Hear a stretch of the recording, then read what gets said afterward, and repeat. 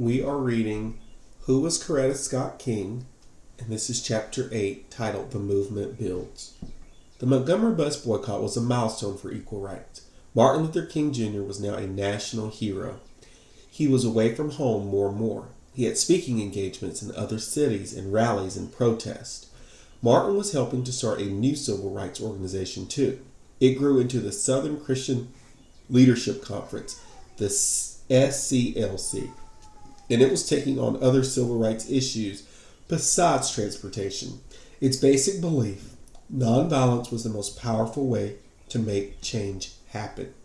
In September 1958, Coretta was home with Yoki and her second child, 1-year-old Marty. Martin was in New York City signing copies of a book he'd written.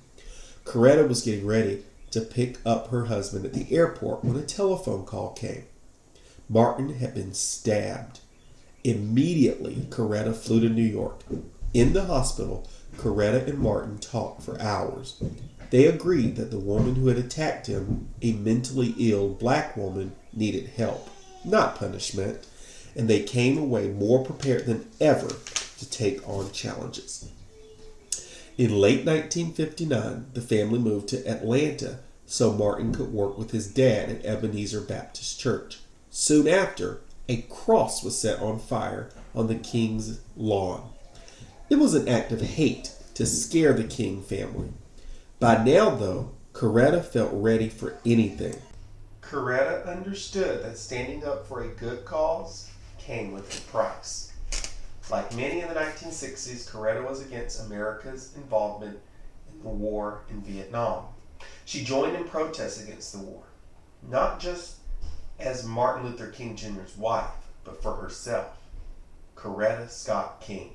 She even traveled to Switzerland to meet with leaders of other countries. Still, raising her children was Coretta's main concern. When Yoki was 5 and little Martin 3, they heard on the radio that Martin had been arrested at a protest. The children asked, "Why did Daddy go to jail?" Coretta answered, "Your daddy is a brave and kind man. He went to jail to help people." She wanted her children to be proud. She believed in the cause. So much so, she wished she had been arrested too. But of course, that wouldn't have been wise. She had a growing family to take care of.